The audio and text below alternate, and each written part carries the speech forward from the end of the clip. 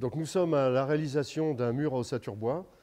Donc toute l'ossature est réalisée sur le plancher. On est en construction sur site, c'est-à-dire que le mur est fait à l'emplacement où il va être. Et l'étape d'aujourd'hui, c'est la pose des panneaux d'OSB, les poses des panneaux de contreventement sur le mur. Première étape, on va réaliser l'équerrage du mur, enfin le vérifier en mesurant les diagonales. Un petit conseil, on n'utilise jamais les panneaux pour assurer l'équerrage des murs. On vient de fixer la traverse basse, ce qui nous permet de tenir le bas du mur pour la vérification des diagonales. 4,71, 4,72. Donc ça demande à venir comme ça. Hop! Donc je devrais avoir 4,71,5. Doucement, vas-y. Ouais, là je pense que c'est bon. Ouais, ça a bougé là. Donc sur plancher bois, on peut effectivement, pour bloquer le mur qui ne bouge plus pendant les circulations, on va mettre une pointe ici.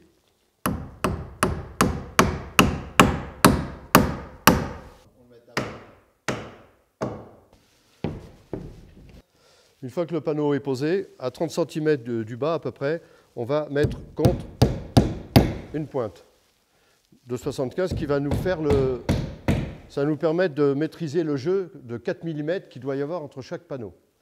Quelle que soit l'épaisseur du panneau, on va maintenir en tout point un jeu de 4 mm entre chaque panneau. Les panneaux, 3 types de panneaux pour le contreventement, donc ils ont une dimension spéciale, 2800 par 1196, et on peut trouver 3 épaisseurs, le 9 mm, le 12 mm, le 13 mm. L'épaisseur du panneau choisi va dépendre essentiellement de l'anthrax des montants. Si les montants sont tous les 40 cm, on peut poser du 9 mm. Si on est tous les 60, on va poser du 12 mm. Et le 13 mm, c'est s'il y a des exigences de comportement sismique. Pour aujourd'hui, on va mettre en œuvre du 12 mm en OSB 3 Suisse Chrono. Donc avec les pointes, ça va nous permettre de glisser le panneau et de faire le repérage de chaque axe de montant. Ce qui nous permettra ensuite de tracer les lignes de fixation au cordex. Voilà, tu peux retracer celle-là si tu veux quand même. Donc là, je vais régler le débord, de manière à ce que quand le mur va se lever, on conservera un jeu de 4 mm ici. Ça, c'est une fixation provisoire pour tenir le panneau, le temps de faire le traçage. Donc là, le panneau est en place, on va le fixer provisoirement aux 4 angles.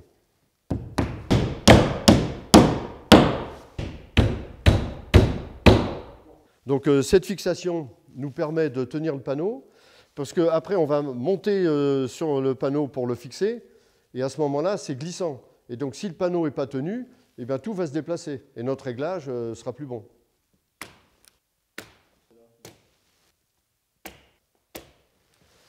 Bon, là on s'arrête là. Donc la fixation définitive des panneaux de contreventement, qui vont stabiliser la totalité du mur, se fait de 2 façons différentes. Soit de l'agrafe entièrement résinée avec un anthrax de 10 cm en périphérie et de 20 cm en partie courante, soit avec des pointes, diamètre 2,8, annelées résinées, des pointes de 50 mm de long, tous les 7 cm et demi en périphérie, tous les 15 cm en partie courante. L'agrafe étant moins chère que le clou, et il y en a moins, donc c'est beaucoup plus intéressant d'agrafer. Ouais, ça c'est mieux.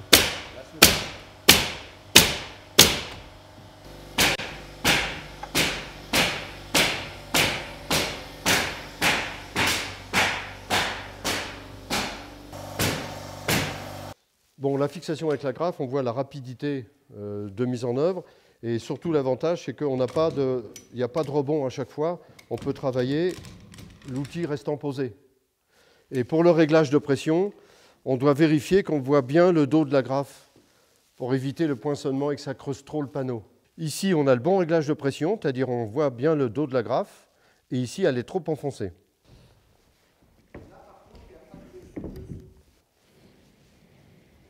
Donc on coulisse, on trace. Hein.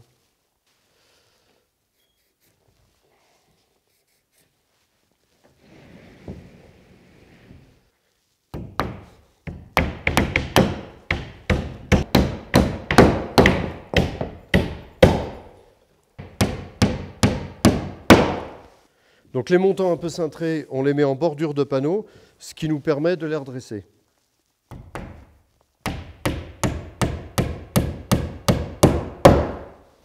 Voilà.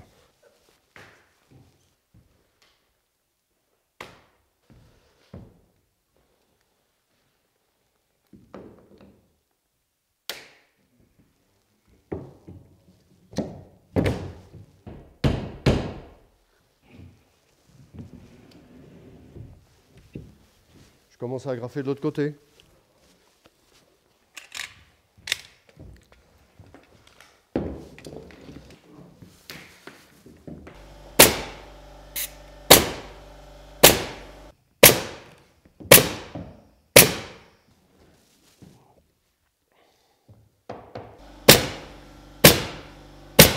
Les clous qui nous permettent d'avoir le jeu de 4 mm entre les panneaux sont enlevés au précédent panneau et on le remet au suivant.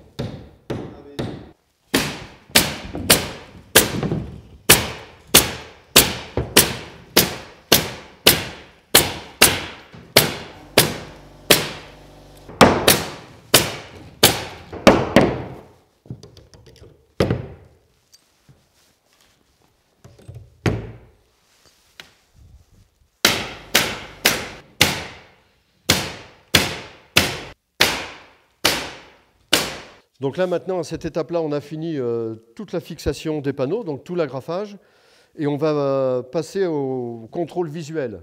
Donc on va vérifier que sur chaque ligne, tracée au cordex, sur les bordures, on ait bien des rangs d'agrafes. Donc pour les agrafes, je rappelle, hein, tous les 20 cm en partie courante, tous les 10 cm en périphérie. Donc maintenant, nous allons passer à la découpe des ouvertures. Donc à l'avancement, à la pose de chaque panneau, à chaque ouverture, on fait un petit repère. Et ici, on a fait un repère pour cette ouverture-là. Et on va le matérialiser. Ici, 590, là. Donc le repérage se fait à un angle de l'ouverture. Et on va faire un trou pour pouvoir passer la défonceuse à fleureuse.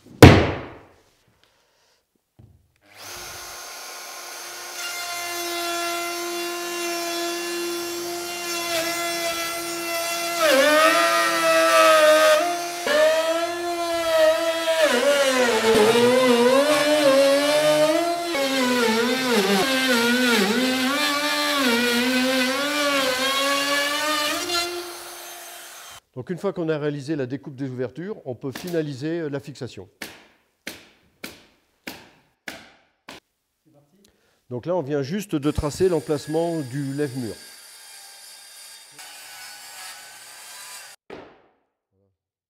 Pour la protection des murs en ossature bois, il est fortement recommandé de mettre une membrane pare-pluie qui est étanche à l'eau, étanche à l'air, mais très perméable à la vapeur d'eau.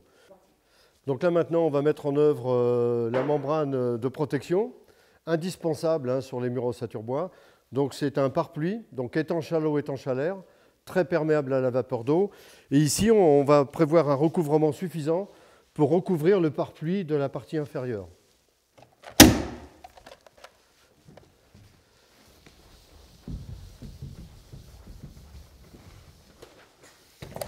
Ça demande à venir, voilà, très bien. Là, c'est bon? Tiens, vas-y.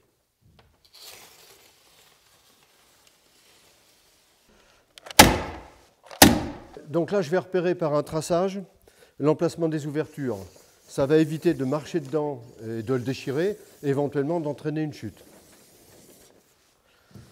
Voilà, et ça, ce sera découpé uniquement au moment où on posera les fenêtres. Donc là, pour poser les tasseaux, je reprends mes entraxes de montant qui ont été marqués tout à l'heure, et je me mets en face, mais uniquement les montants de trame. Donc là, pour la pose des tasseaux, alors les tasseaux, première fonction, un maintien du pare-pluie. Et deuxième fonction, c'est le support du pare-banc extérieur, c'est-à-dire le bardage bois, par exemple. Et l'épaisseur du tasseau permet la ventilation. Donc on a tracé, on va fixer une agrafe en bas, une agrafe en haut au milieu. Après, on présente une règle pour vérifier la rectitude et une agrafe au milieu. Et après, on va être tous les 30 cm.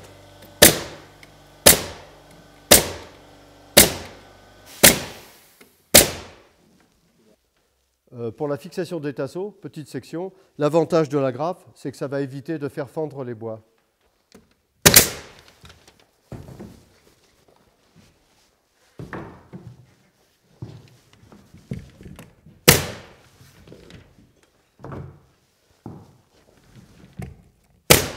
Donc maintenant que les tasseaux sont en place, qui sont dressés, on va faire la fixation tous les 30 cm. Toujours pareil avec les agrafes, de 64 mm.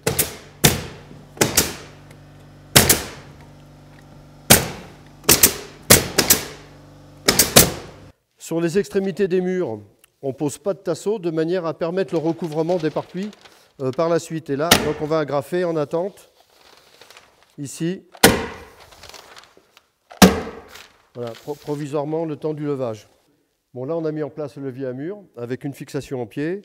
On a attaché la traverse haute du mur et maintenant, on va procéder au levage.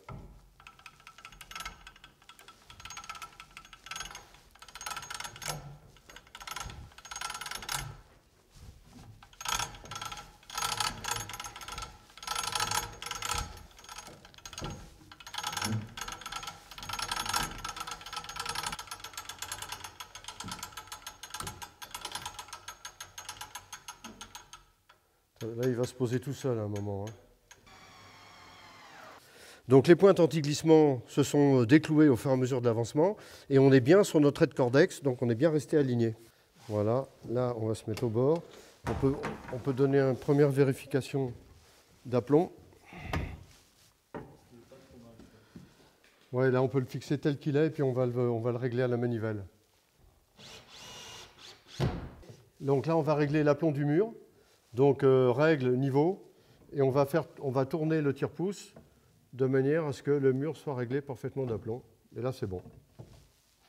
Donc une fois qu'on est d'aplomb d'un côté, on va faire pareil à l'autre extrémité du mur.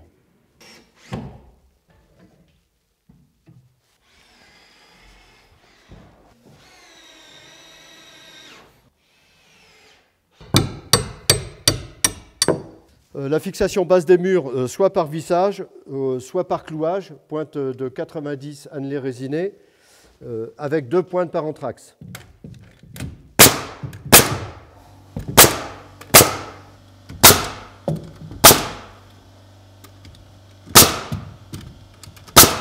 De ce côté-ci, l'étape est terminée, donc il nous reste à démonter le levier à mur.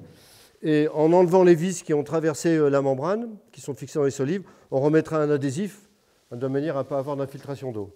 Bon, ben maintenant, on va agrafer le panneau qui déborde et après, on pourra rabattre le pare-pluie.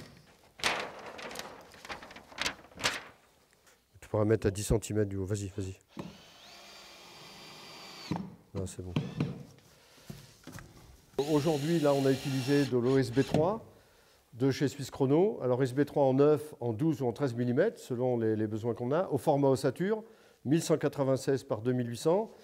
Parmi toutes les autres sortes de panneaux pour l'ossature bois, l'OSB reste le plus performant au niveau économique. Eh bien, en espérant que cette vidéo vous soit utile, on vous souhaite de bonnes mises en œuvre. Vous pouvez retrouver toutes les étapes de mise en œuvre à travers le livre Le Cob aux éditions Bois PE et aussi pour les clients de Suisse Chrono.